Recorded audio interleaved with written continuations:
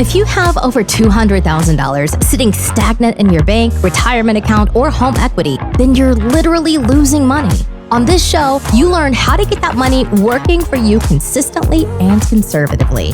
Learn to grow your nest egg with your host, Shawn Winslow. Let's dive in. Welcome back to another Multifamily Monday episode.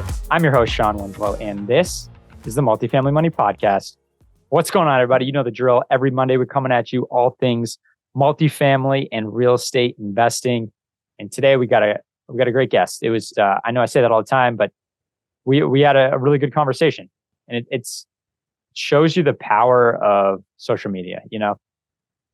There's a lot of cons to social media, but there's also some pros to it as well. And our guest Brock and I met via social media. He put up a post, slid into those DMs. You know how it is. We corresponded, went back and forth, and I got him on the show, and we had a great conversation. Brock Mogensen's his name. He's based out of Milwaukee, but he came to us live from Miami. Just shows you the power of real estate and the type of life that it can create. So Brock said he started about 5 years ago in the business, house hacked, and then eventually it led to his first syndication of, I think he said it was 86 units, something around there. And then from there, it's just exploded. And he's done different asset classes, storage, industrial, and we jump into industrial and talk a good amount of it on the show. But the point is, 5 years in, he's been able to create a life where now, for the past 2 months, he's been in Miami. He left the cold winters of Milwaukee, and he's been in Miami, just enjoying it. And he says he plans on doing that, for the coming years. And it just shows the type of life you can create. So we have a really good conversation where he started, how he got to where he is today, talk about the different asset classes he's in, and it was just all around great conversation of, what's possible. All right, guys. So I just want to do a little housekeeping right before I bring him on. But as you all know, the way I'm able to get like cool guests like this, continue to make the podcast, is by getting it in front of more, ears and eyes. And the way to do that is by either you awesome listeners sharing it with a friend or family member that you think can get value out of this. Also, it's by leaving a rating and review on either Apple Podcasts, Spotify, because that helps with the algorithm to get in front of more people. Or if you're on YouTube, which I know some of you watch and listen there, because you tell me, definitely hit subscribe and a like on the video. And as always, thank you for all my listeners. I appreciate it. Again, I see the numbers rising every month, and it just makes it awesome to know that people are actually listening, because I want to create this to provide value to people, to help people reach their goals, because I think that's one of the greatest feelings in the world, is to help others, right? Especially help others achieve what they want the most. So without further ado, here's Brock. Hey, Brock, welcome to the show. Thanks for having me on, Shawn. Hey, man, no, thank you. This guy's coming to us from sunny Miami. He's taken time out of a beautiful place to come and share his wisdom. So one, thank you for that.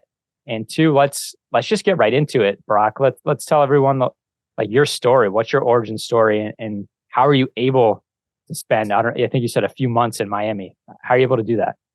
It's taking some time for sure. I was able to make it happen this year, but it's been awesome. But so yeah, I started in real estate about 5 years ago, and really it started, even going beyond that, it started growing up. My dad owned 2 duplexes. Both my parents were, worked blue collar jobs. Mom was a teacher. My dad drove a truck, and I saw what just owning 4 units could do for lifestyle, right? Like having that extra cash flow could get you the pool in the backyard, right? Like get you a couple of vacations a year. So growing up, I kind of saw that, and I knew owning some real estate was something I had to do. So never like a big vision of I'm going to go big in real estate. It was just, let me try to maybe buy a few duplexes throughout my life. So I go to college, right? Come back, start work. My first job out of college was working in a call center, making like 40 grand a year. But had the goal to start saving up money. So I started saving up money to buy a duplex, did that. It took me a year and a half to save up 10 grand. And then I bought a duplex, did the house hack model, living on the lower unit. I got 2 roommates. I got a tenant upstairs. I'm making like $500 a month, and I'm living for free. And like, that was after the first month, I'm like, this is amazing. Like, this is the business to be in, real estate. So knew I wanted to do more in there. I wanted to go bigger in real estate. So I started researching all these avenues, the flipping, wholesaling, buying more duplexes, tried a few of those, just didn't have much luck. And then I came across this concept of syndication. And it really clicked with me as I saw it. I was having a mindset shift of like just wanting to go bigger. And I saw that as a path to go bigger quicker. So, went all in on that model, studied it. Fast forward 6 months, I ended up finding a partner. We start looking for these apartment buildings. We find this 89 unit deal. Ended up bringing another one of his other buddies in. Us three come together, syndicate it, and we closed it. So about a year after buying that duplex, we syndicated 89 units, and then just kept doing that model. Right, did a few more. About a year and a half after that, was able to leave my job, go full time into real estate. And then since then, it's just been continuing to follow that model and buy more properties. And it's gotten to, a point where it's a sustainable business, and we're really trying to grow it at this point. Love it, man. So I feel like a stumbling block for a lot of people is they'll come to the epiphany of you, like they discovered syndication, but then it's like analysis paralysis. Where do I start? How much do I need to know, or who do I need to know before I even start? So like, what kind of got you over that, and what was that next step to proceed? You're totally right. It's scary, right? Like looking at all the moving pieces of, raising a whole bunch of money and getting the bank to sign off on it, finding the property. So I think for me, my strategy was to just really focus on one piece of the process. You could say there's 5 or 6 different pieces that make up a syndication.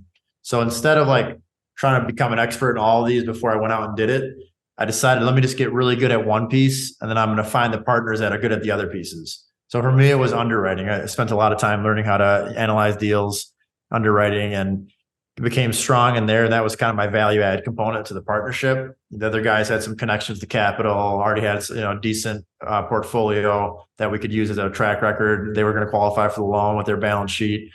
So that was my path then, was just get really good at one piece. And everyone has a skill set in one, right? Like maybe you have a bunch, you have family members or a close community that has a whole bunch of money and you can raise capital, or, you're really good at making relationships and finding deals, or you got property management experience.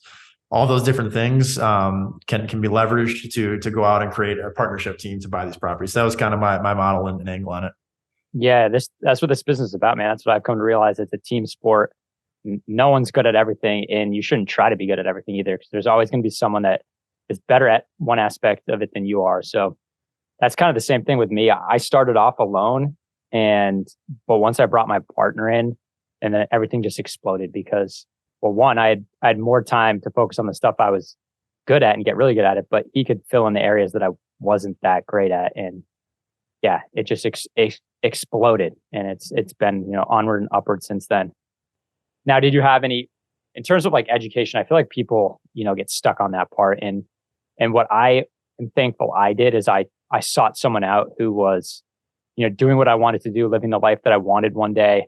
And I was like, I want to like, in a professional and like, valuable way, like latch on to this person, provide them value, but also learn instead of, trying to just, cram, podcasts. And I did do that too, but like, instead of just podcast books, did you go that route? Did you find a mentor or any type of like training?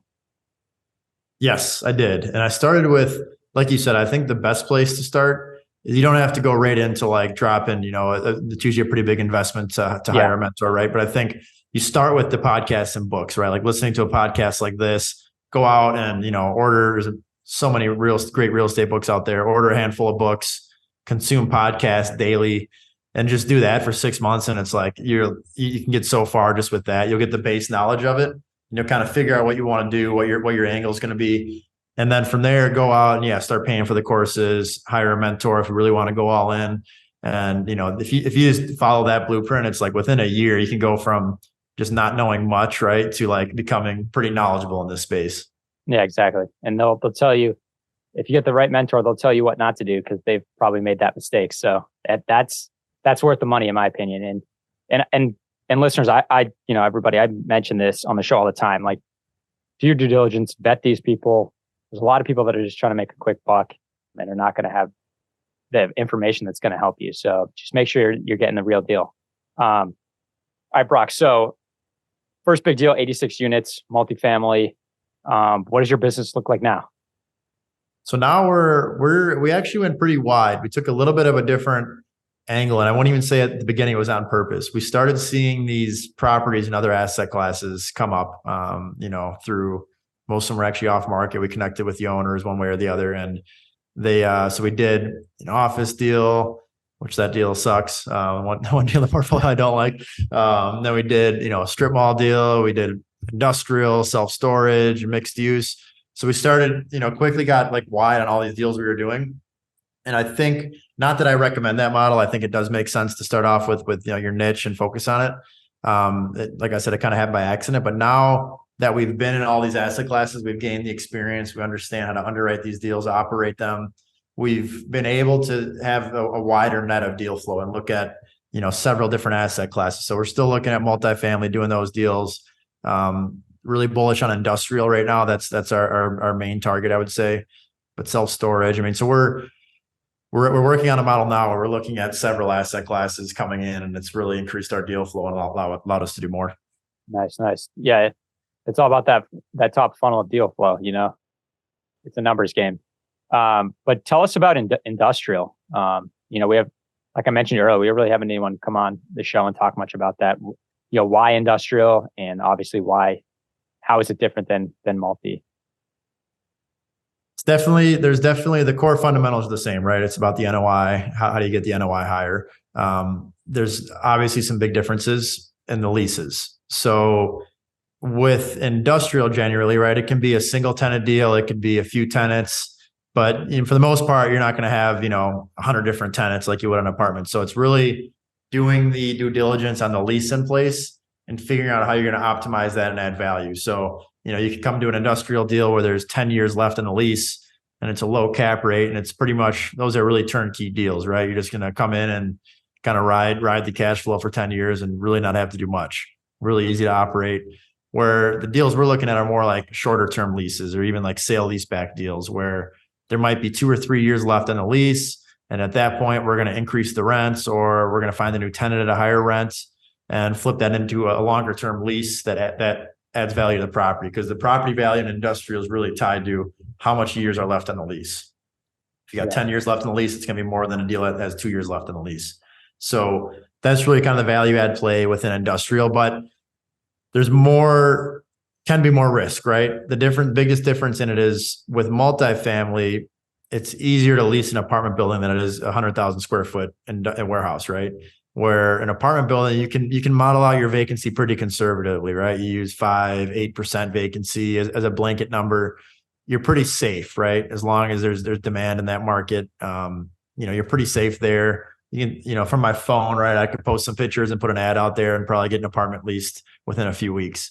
With industrial, there's more of a question mark around if that building goes vacant, are you going to lease it in 3 months? Are you going to lease it in a year? What if it sits vacant for 2 years? Then you're really in trouble, right? So there's kind of, but if you can lease it quick, now all of a sudden there's a whole bunch of value just created, and it's a big value creator. That's just one lever you pulled and not, multiple levers you're pulling in multifamily. So there's some differences for sure. I think we're really drawing to it just because of the market we're operating in. There's a lot of, the Rust Belt, right? We're in the Midwest, Milwaukee. There's a lot of demand for industrial. The fundamentals behind industrial in our market are really strong. So that's really drawn us over towards that asset class. Yeah, and that is a good key difference too. Is like where multi, you're underwriting, the operations and the property itself, whereas industrial or retail, it's your like triple net stuff. You're underwriting the quality of the tenant. And I actually have a buddy who does very good at this. It's a national retailer, and he goes in and finds locations that have 1 to 2 years left on the lease, so he can buy it at a good value. And he has a contact with this national retail like corporate, and he gets them to renew it for 5 to 10 years, and then he just sells it because it's worth more. So there definitely, there's a big game there, because to what Brock said, the value is in that lease, especially not just the length, but the credit quality of the tenant as well.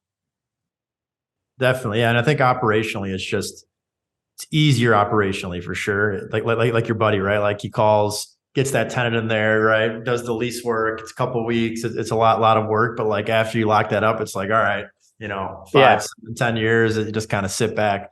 But on the other hand, everyone's had, a big vacant retail center in their hometown that they've driven past for the past 5 years. And that's scary. Like imagine owning that, like the property, you're still paying property taxes. There's probably debt on it. There's still expenses coming in. There's no money coming in. So there's definitely, risk reward in the asset class, but I think I like the triple net space, but it's all about what your goal is and what you're trying to do. Yeah, for sure. And to your point too, like the world has changed, especially since, the pandemic, like people are shipping stuff more than ever. So there is a huge need for industrial. So yeah, it's, that I think that and multifamily were kind of the two darlings of real estate over the past, 3 years. So, how is the industrial industry with like competition? Cause as you know, with multifamily, it's just insane. The amount of people that are still, it's calmed down since we've seen stuff, kind of debt dry up, but they're still insane with the competition of, offers on deals. Is it the same in industrial? It's still super competitive. Yeah. I think like most asset classes, but I think I would say very slightly less competitive. Okay. There's not quite as many people out there doing industrial as multifamily. There's a lot of, the syndication model is obviously nothing new. It's becoming even more popular. There's a ton of people out there trying to syndicate multifamily. People are syndicating industrial too, but it's a little less common. So I think in the deal size we're operating into, it's kind of, bigger than the individual user and too small for the institutional. So we're kind of in a little bit of a niche sweet spot where we see some deals that aren't too competitive, but still competitive. And we're having to really put our best foot forward on trying to find deals. Yeah. And finding those deals, you mentioned off market, is that the main way or brokers too? How are you finding your deals? Most of our deals are through brokers. We, try to obviously get in on it off market to the brokers, to the relationships we have. So we have a few brokers that, we've worked with a lot and know well, and we get a lot of first looks at deals. And we are actually right in the middle of like implementing a kind of direct to owner marketing campaign and building that out too, to bump up our deal flow. But for the most part, these bigger deals, the direct to owner marketing campaigns do work. It's a shit ton of work, right? But like, I think you really hammer brokers and commercial. Like that's going to be your easiest route to deals. Yeah. I agree. It's probably, I don't know, maybe it's not similar, but I know in multifamily, it's like 95+% of deals are done through brokers. So, obviously if you get an off market deal, you can make a killing too. But, if you want to do quantity and you want to scale, you have to go through brokers, right? Mm-hmm. And some of these even quasi off market stuff is through a broker too. So it's that too. So I guess to tell the listeners, I talk about this occasionally, but to me, this is probably one of the most important, aspects of the business is building relationships with brokers, maintaining those relationships. Are you doing that, or your partner doing that? And if you don't mind sharing, like what are some of the strategy you use to build those relationships? Yeah, so we all do for sure. But yeah, the strategy behind it is, first you got to connect with them, right? You got to have your elevator pitch and then initial conversation. Why are you going to close the property, right? Like, how are you qualified to do this deal? What's your experience? If you don't have experience, who are you bringing in to do the experience? At the end of the day, the broker, maybe some of them are nice and want to help you out, but they pretty much are just in it. They want their commission, right? So when they get on the phone with you, they're just looking for, how is this person, if I send them this deal, how are they going to close it? Yeah. I want to make sure they're going to close it. Not they're worth my time because they can't get financing or something. So you got to sell the broker quick on that. But then just, standard rapport building stuff. Like I try to, get a face-to-face with them when I first meet them, and then just stay in touch, shoot them a text, shoot them an email, give them a call, just check in. Hey, just want to see if you got any deals coming up, just to remind you, like, we're looking for this kind of deal in this location, and just always stay on top of mind, because brokers are getting calls, messages, 24/7 from buyers. And when they get a deal, right, like the general process of a broker, usually, not always, but normally they get a deal, right? They get a listing contract with the seller. Normally what they do is they call or they send an email to the first couple people that are on top of their mind, right? Most of the time it's people they've already closed deals with because they know that person can close. But if you just called that broker the other day and were like, hey, and they think of you, they're going to give you that first look at it before they this next step is they blast it out to their email list, right? Which some of these people have thousands of people on their list. And then it's a whole nother, it's much more competitive when you're going against 1,000 people.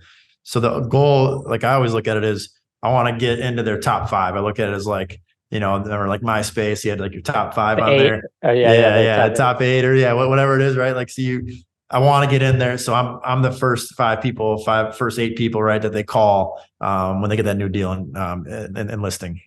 Yeah, man, I can't stress this enough when I talk to people, is the in-person meeting is so huge. Like, early in my career, I flew down to Tampa because that was one of our original target markets. Flew from Boston and had a great meeting with the broker. And like, as we're getting to close up, he's like, "So what brought you into town this weekend?" He must have just thought I was, in to do something else. And I was like, "I'll just use this time to go meet this guy." I was like, "No, man, I flew down to meet you. I get back on a plane tonight and go back." And he was just like blown away. And ever since then, he would send me deals like I didn't even really build that much rapport, but that was like enough. And he was sending me deals like right out of the gate. And he's like, "Oh man, why didn't you tell me? If I had known, we would have gone and looked at a couple deals today." And I'm like, "Hey man, next time."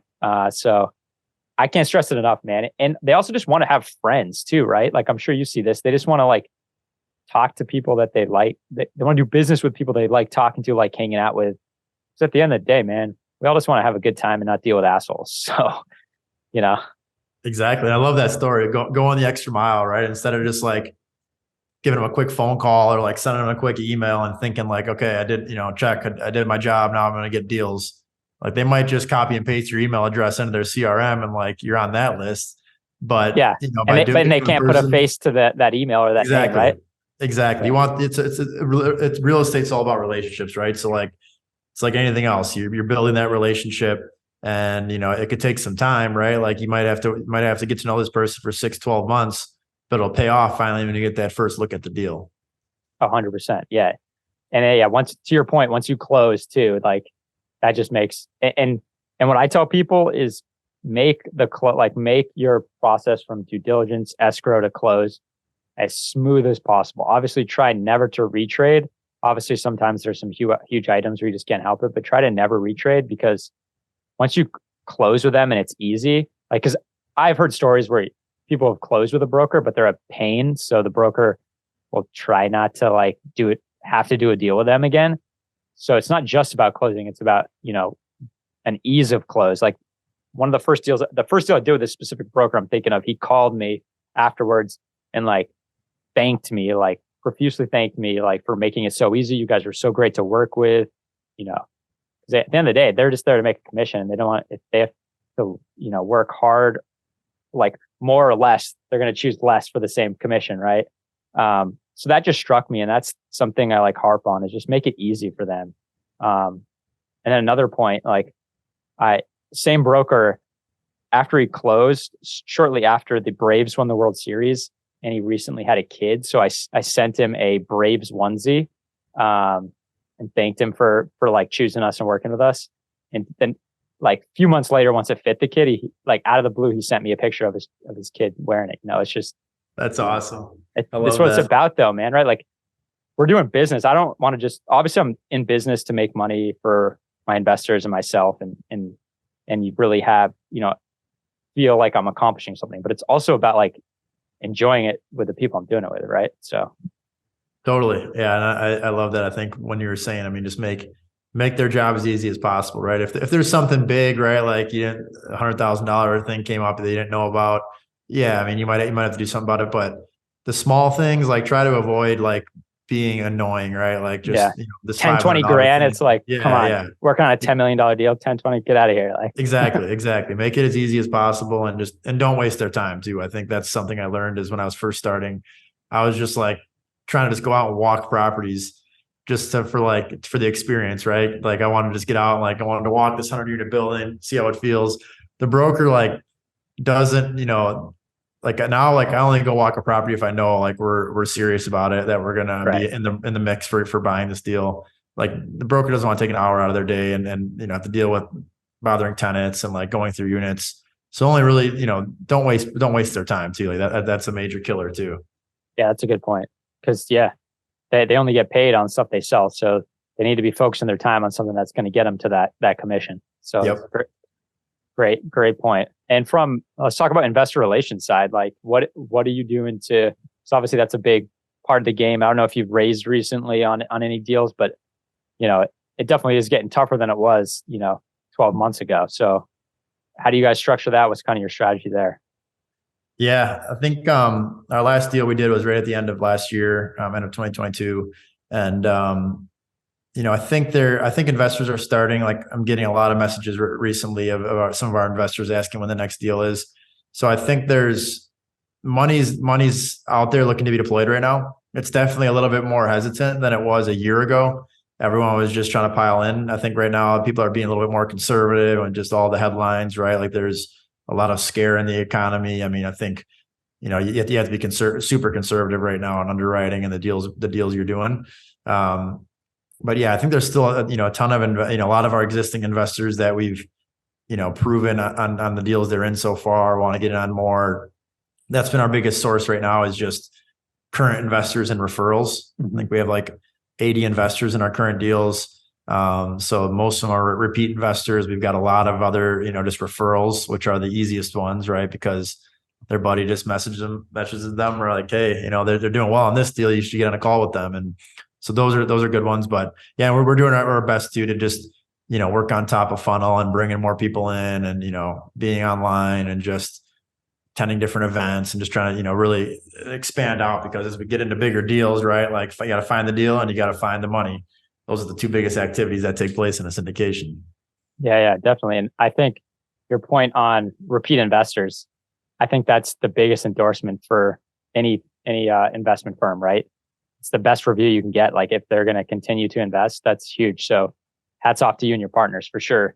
And the referral business, like the referral game, I mean, that's the best thing out there. Like, hey, do you have a buddy? If someone else want to do this, it's the easiest thing, right? Because one, you're getting another lead, but it's also a warm lead, because if their friends doing it, then there's already some, assurance to them that this is a good thing. So I feel like anyone who is raising money, always, and don't be afraid to ask too. Like, we've, hey, Mr. Investor, Mrs. Investor, we've done this, is there anyone else who you think could get a benefit from doing this as well? I guarantee they start thinking, and people love being connectors too. And they love being like, quote unquote hero, right? Like, they brought their buddy and now their buddy made a good return. Like, yeah, I did that for you, like that's just who people are. That's nature, right? So I'm glad you brought that up. Exactly. Yeah. I mean, yeah, like I said, don't be afraid, especially if you like just sold the property and gave them a great return, or maybe like you just did, something big and you sent out a great property update that, was something positive happened. Obviously you don't want to hit them at the wrong time, right? Like after something, bad might've happened at the property, and try to ask them for a referral, right? Like you want to do it when there's a positive tone, and hopefully there's a positive tone the whole way through. But it is real estate, and there's going to be negative things that happen that weren't expected throughout the whole. Yeah. I like to call them on distribution day. Yeah. Like, hey, you like that? You like that deposit in your bank Exactly. account, man? Yeah, no, exactly. Who doesn't like that? Right. It's a good time. All right, man. Before we get to the final 4 questions, where can listeners find you? Yeah, a few places. If people are on Instagram, I've been trying to do a lot there, and that's just my first and last name at Brock Mogensen. DM me on there. I make sure to always respond to those. That's the best way to get in touch. That's how we connected, man. So he does respond. I've been really working on that presence there. But then my website is smartassetcapital.com. That's where our company information is. And they also have some downloads and different stuff that talks about syndication. And that's at cresyndicator.io. Okay. Awesome, man. All right. The final 4. First one, why real estate as an investment vehicle? And what has it created or changed in your life today?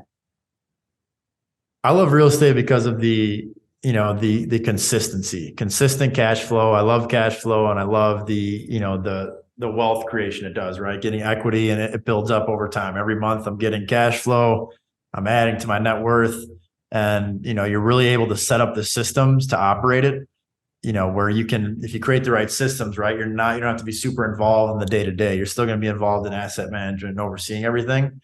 but you set it up properly. I mean, you compare it to stocks, right? Where it's like, I'm just kind of throwing money out there and hoping it works, not really even knowing what's going on in the back end. For me, real estate's a business. I can go out physically, I can touch it, right? It's tangible, and all the benefits that come with it. Yeah, it's great for control freaks. I can attest to that, man. It's great to be able to control something and know you're directing it to the finish line. Number two, what is a common mistake you see a lot of earlier investors make, and maybe even share a mistake that you've made in the past that you wouldn't want others to make as well? I think not understanding the numbers, getting into it, especially if it's, if you're, doing a duplex or, 4 units, it's pretty easy to wrap your arms around the numbers, and, the mistakes are not as many zeros. But what I see a lot is like people trying to get into this commercial space, and maybe they have the deal flow, they have the money lined up, but they just don't understand how to properly, underwrite a deal, be conservative in the underwriting, how much reserves should they be putting in, they're syndicating it, like how to structure it. So like just having a really solid, I think that's the most important part, right? And it goes back to what I started with. I think no matter what field you take as being the expert in syndication, you need to understand the numbers. You need to understand, how does everything tie into the return you're projecting? Yep. And yeah, I agree. I think it's all about being realistic, right? And the way we look at it is we're trying to kill the deal. So if we can't kill the deal, then we probably have ourselves a deal here. We're not like where some people are trying to make a deal work. That's not what you want. Like, don't get emotionally attached. There'll be another deal. So I think I haven't had someone say that, but that's a great point. It's all about the numbers and knowing your numbers, and obviously removing emotion from that. All right. What's a great, maybe this is the topic that you'll talk about, but what's a great resource for people starting out, that they should be looking at?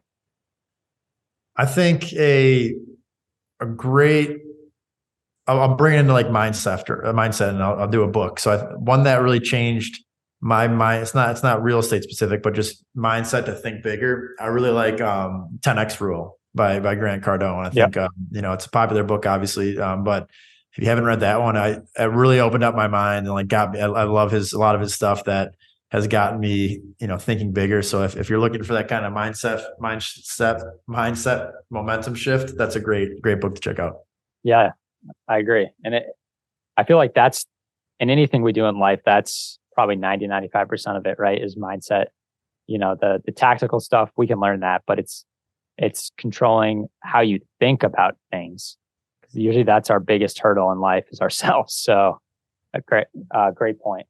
All right. Last question, the time machine. So if you had this time machine, you could go back in time, talk to younger Brock, a kid that is probably not even thinking about any of this stuff yet, but like, what would be one piece of financial advice? Because like I mentioned to you, every Friday we do a personal finance show, so because it's not what you make, but what you keep. So what would be one piece of financial advice you'd give your younger self? I would go back and I would just start learning the money game earlier. Like, how does it all work, right? Like once you understand like how wealth is created, passive income, tax benefits, like all just, understanding that game, it changes like everything that you want to do in life. So I think going back, I would have started, in high school, like consuming content, listening to podcasts and the books, and just understanding how business works, how income works, and, all the different things that go into it that create wealth. Because by learning that, it would have maybe changed some things I did throughout college, right? The first job I got out of college, I would have probably done something different. I might have gone and worked for like a big private equity company just to learn that side of it.